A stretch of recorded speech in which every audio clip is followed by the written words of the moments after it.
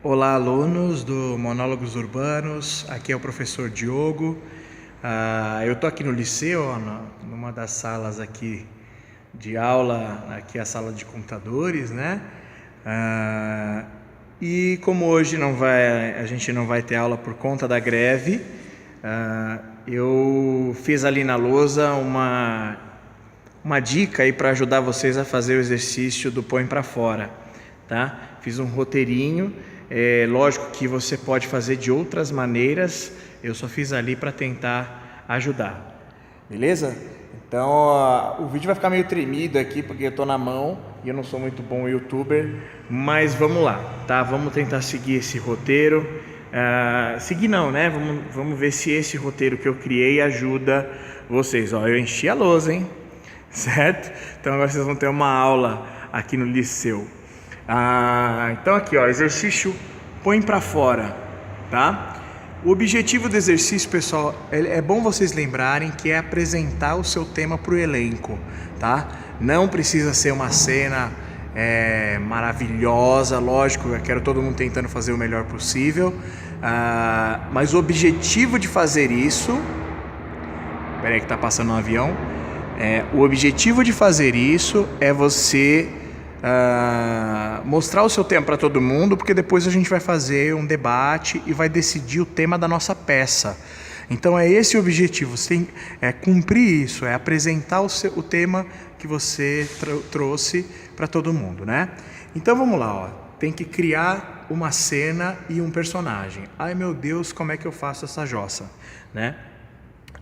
Aí eu peguei aqui o meu, eu fiz aqui como se fosse eu fazendo essa criação. O meu tema era a falta de amor pela cidade. Você se lembra aquele dia que eu falei, né?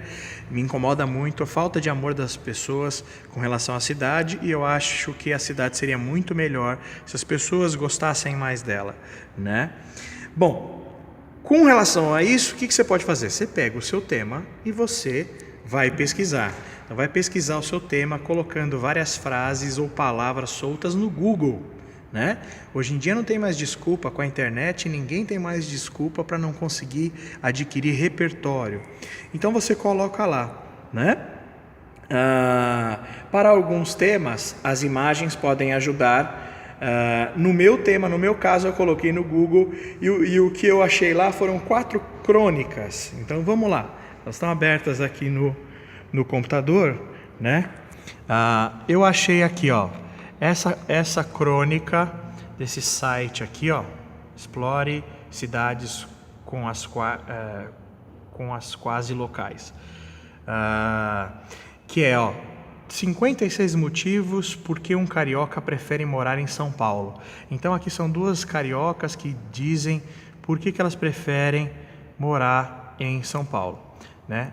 Aí esse outro aqui, ó, da Carta Capital, fomos proibidos de te amar, São Paulo. Esse aqui é um bem ácido, né? Ele detona assim, por que a gente foi proibido de amar São Paulo e tal, né? Mas no final, veja, ó, nossa terra está em transe, somos afortunados, somos os novos paulistanos e essa cidade é nosso rolê. Tem umas coisas bem legais também nesse que eu consegui tirar.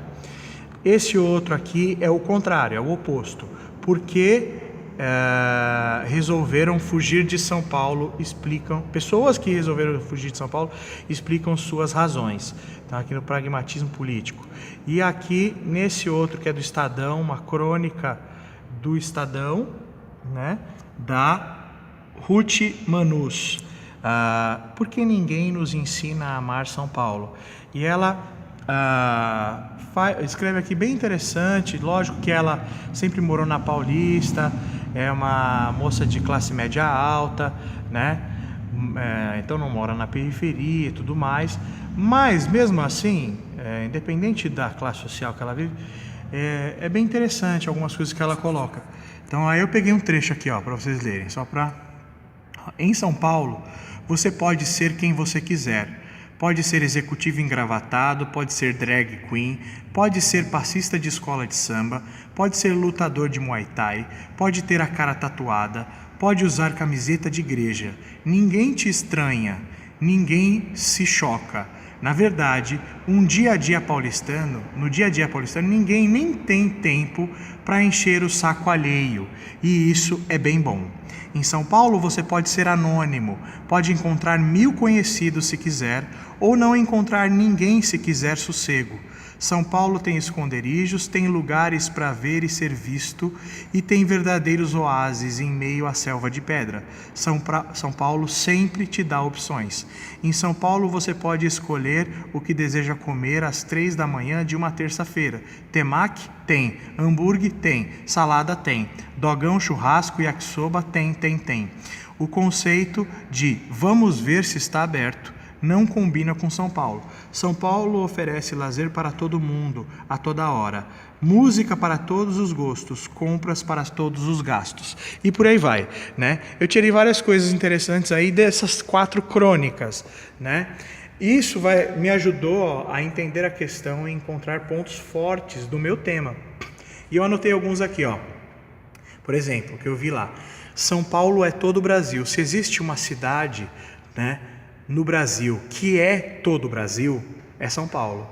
São Paulo você tem lá restaurantes de comida nordestina, centro de cultura nordestina, você tem baladas, risca-faca, né? Você tem encontro de pessoas do Nordeste, e também do Sul, e também de Minas, e também de várias regiões do país. Tudo em São Paulo. Então, se você quiser ir para um lugar onde o Brasil se encontra, é São Paulo. Isso eu peguei lá da crônica. Outro, São Paulo não é para qualquer um, que é uma coisa ruim e boa, né? São Paulo exige de você e não é para qualquer um. Ao mesmo tempo que aquelas pessoas que não aguentam essa exigência da cidade, pode ser uma coisa muito ruim. Por outro lado, para aquelas que aprendem a aguentar essa exigência que a cidade faz em cima das pessoas, você pode dizer que São Paulo exige sempre o melhor das pessoas, o tempo todo. Uma pessoa ativa, uma pessoa que produz, que pensa, que cria, e não uma pessoa que deixa a sua vida passar, né? Uma pessoa que não aproveita a sua vida. São Paulo exige isso de você, e se você não fizer isso, aí sim você pode entrar numa coisa mais complicada. Outra coisa, São Paulo tem cidadãos do mundo. Quem mora em São Paulo é mais cidadão do mundo, ó. Paulistanos são mais ousados. Ali a crônica fala que você vê muita gente de São Paulo fora do Brasil, porque os paulistanos não têm medo de sair, ir para uma outra cidade, fazer intercâmbio, estudar em outro lugar, porque eles já moram em São Paulo e estão acostumados com diferenças, com se acostumar com várias coisas, conhecer pessoas. São Paulo tem cidadãos do mundo. São Paulo é meu rolê, né? Então é o tamanho dessa cidade que é um rolê infinito. Aí aqui uma outra parte também, ó, que eu peguei aqui, um estudo da USP, que levaria 124 anos para explorar, faltou um ali, para explorar tudo de bom que existe em São Paulo. Um estudo da USP calculou que você precisaria de 124 anos para você conseguir ver tudo de bom que existe em São Paulo. Praticamente 2 vidas, olha que interessante. Aí uma frase aqui, ó: sem história, sem horizonte, perdidos, fomos proibidos de te amar, São Paulo. Né? Fala aí da memória da cidade, que a gente não valoriza, né? E todo mundo metendo pau o tempo todo. A gente acaba sendo criado dessa forma pelos nossos pais em São Paulo, para odiar São Paulo, para não poder amar. E ele fala também que isso é uma inversão que já está acontecendo, não está sendo mais tanto assim. 2015, um dado: 57% das pessoas de São Paulo sairiam de São Paulo, morariam em outro lugar. Aí um dado pesado, né, da rejeição da cidade, mas tem a ver também com a questão da gente ser criado, proibidos de amar a cidade, só falando mal. E aí aqui, ó, a internet é a carta de alforria. Fala de um casal que saiu de São Paulo e falou que a internet foi a carta de alforria, né, dos escravos aqui, que eles moravam em São Paulo, se sentiam como escravos, e foram morar em outro lugar sem se sentir longe das coisas, porque a internet conecta eles com o mundo. Então eles disseram que foi a carta de alforria. Eles conseguem trabalhar, por exemplo, em outras cidades, trabalhar nas empresas de São Paulo, por exemplo, em outras cidades por causa da internet. Em São Paulo, você pode ser quem você quiser, foi o que eu li lá. Beleza, pesquisei um monte de coisa legal, e aí eu venho para um outro ponto aqui, ó. Defina um personagem. Aí eu defini um aqui, criei aleatoriamente. um homem adulto com transtorno bipolar. No meu caso, eu criei porque eu achei que a minha cena seria legal falar dessas duas coisas, das coisas boas e das coisas ruins de São Paulo, e de como de repente a gente também é meio bipolar, a gente é meio esquizofrênico aí, não sabe se é bom, não sabe se é ruim, então vou fazer um cara que é bipolar, né? No meu caso. No seu caso, você busca outro personagem, não precisa nem ser um homem, não precisa ser um homem adulto, né? Não precisa nem ser um humano. Aí vem pra cá, ó. Para criar a situação da cena, né? Aí, ó, eu posso usar o meu personagem, que no caso é um homem com transtorno bipolar. Aí, ó, usar o personagem. Aí ele pode, ó, tá falando consigo mesmo no espelho, bipolar. Ele pode estar no divã com o psicólogo. Ele pode estar falando com a plateia, quebrando a quarta parede, falando diretamente com a plateia e sendo bipolar. Aí, outras ideias que também me vieram à cabeça, mais livres, ó. Ele pode estar mandando mensagens de voz para alguém, uma pessoa definida, um parente, um amigo, enfim, uma pessoa do trabalho, no WhatsApp. Ele pode estar falando no telefone com duas pessoas. Quando ele fala com uma, ele é de um jeito. Quando ele fala com outra, ele é de outro jeito. Aí eu defino quem são essas pessoas. Ele pode estar ensaiando o que vai dizer para um parente distante que vai chegar na cidade de São Paulo. Como ele é bipolar, ele vai falar que a cidade é bom, mas também que a cidade é ruim e ele não sabe o que ele quer, né? Ou também uma coisa mais abstrata, né? Uma coisa que não precisa ter vínculo com a realidade. Ele pode estar falando com a cidade, como se a cidade fosse amiga dele. Pô, São Paulo, pô, cidade, você não sei o que lá. Ele pode estar falando com a cidade como se a cidade fosse mãe dele e ele fosse filho. E ele pode conversar com a cidade como se ela fosse mãe. Ele pode conversar com a cidade como se ele fosse um cliente da cidade. Ele paga pela cidade e a cidade cumpre ou não os seus serviços, e ele pode estar reclamando no serviço do consumidor. Enfim, aí uma coisa mais abstrata também é possível. Legal, então tem todas essas opções. Como decidir, né? Qual pode ser... Aí, ó, as perguntas que vão te ajudar a decidir. Primeiro, qual dessas opções aí que eu coloquei, ó, falando, mensagem e tal, qual delas pode ser mais estética? Eu acho bem legal a gente pensar sempre na estética da nossa cena. Qual delas pode expressar mais o meu tema, né? Colocar mais para fora? Qual delas te dá mais recursos físicos do corpo, né? Para não ser aquela coisa parada, só falando. Nada contra também se for parado, mas tem alguma que pode te dar mais recurso? Qual te facilita mais para criar? Você vai achar mais facilidade. Aí eu vou fazer uma pausa, né? E vou colocar aqui uma observação que eu coloquei embaixo, né? Ó, observação. Meu personagem pode cantar, ele pode cantar uma música que eu criei ou uma música conhecida. Ele pode dançar não a todo tempo também, não o tempo todo, mas se for o tempo todo, aí tem que ser uma coreografia, não pode ser uma coisa solta, senão a gente não conecta com o seu personagem. Ele pode recitar, né, poemas, ele pode ficar mudo, né, e a cena da narrativa pode ser feita por ações físicas, reais ou simbólicas ou representativas, né? E aí, daqui, ó, eu puxo um link aqui, ó. É possível fazer o caminho inverso, não esse caminho linear que eu fiz. De repente você pode identificar uma ação, eu vou dar um exemplo aqui, ó. Assentando tijolos, por exemplo. E a partir daí criar um personagem. Então eu penso numa ação que eu queria colocar em cena, assentando tijolos. Legal, aí eu já crio um personagem, pedreiro, fazendo um repente enquanto ele trabalha. Então ele está assentando tijolos, e aí é muito comum na obra os pedreiros cantarem, né?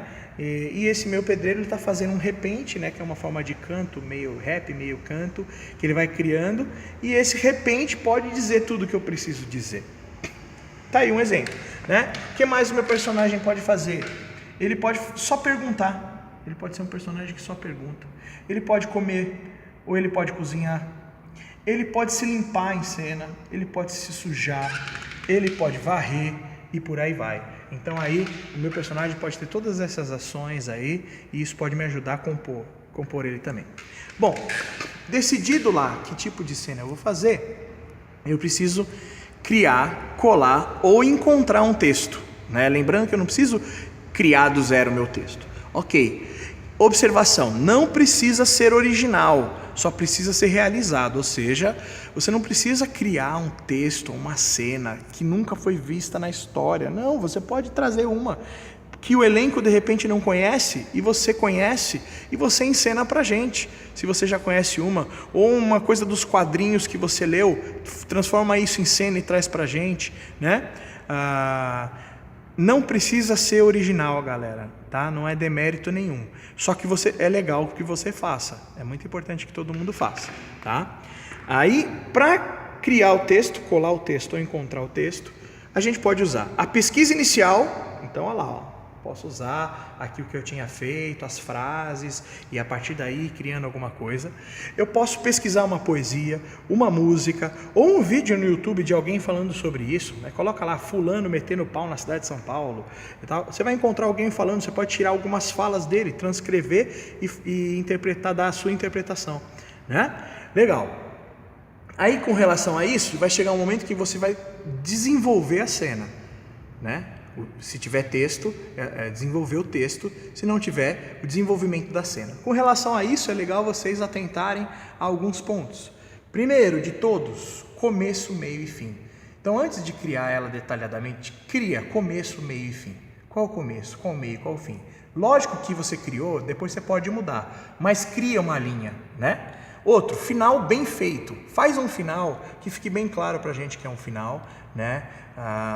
Ou ele é um pico, ou ele morre, ou enfim, um final bem claro. E aí, para isso, ó, tem uma outra coisa aqui que se chama curva da cena, tá? O que significa isso? Eu fiz uns desenhos aqui, ó. Olha aí, ó. Por exemplo, a sua cena é a linha azul ali. Se ela for a linha azul, o seu personagem começa furioso e aí, conforme vai passando a cena, ele vai ficando mais calmo e ele acaba mais calmo. Se a sua cena for a linha vermelha, é o contrário, ele começa calmo e vai ficando furioso e ele acaba no pico máximo. Ou o seu personagem pode ficar furioso e aí ele se acalma, aí fica furioso e se acalma. Então é a curva da cena. Outro exemplo, com relação ao racional. Ele pode estar mais racional, mais emocional na sua cena. Começar de um jeito, terminar de outro. Aí também tem as variações que você pode criar. E aqui também, ó, movimento, com relação à movimentação da cena. Se movimenta muito no começo, no final ele acaba mais paradão, ou o contrário, ou ele se movimenta, de repente ele fica mais parado, porque é uma coisa mais importante para o público prestar atenção. Depois se movimenta mais, para gerar um caos, um barulho, acordar a plateia. Depois ele fica mais calmo, faz um final. Também é um exemplo, certo? Aí, outra coisa, não esqueçam do corpo, não esqueça, tá? O corpo pode ser parado? Pode, mas você tem que definir que ele vai ser parado, deixa bem marcado. A cena é para ter um corpo parado. Ou um corpo partiturado, então cada fala que você faz um movimento e você treina esses movimentos e vira quase que uma coreografia junto com a sua fala. Pode ser misto, pode ser um pouco parado, pode ser um pouco de movimento, ou pode ser um corpo natural, uma cena cotidiana, então é natural, ele chega, senta, fuma um cigarro, sei lá, tá? Então tem essas opções, mas pensa no seu corpo em cena, né? Tá acabando. Desenho cênico, né? Pensa na luz da sua cena, não chega lá e fala, Diogo, qualquer luz. Não, qualquer luz não, pensa. Que luz você quer? Uma luz amarela, vermelha, um foco, né?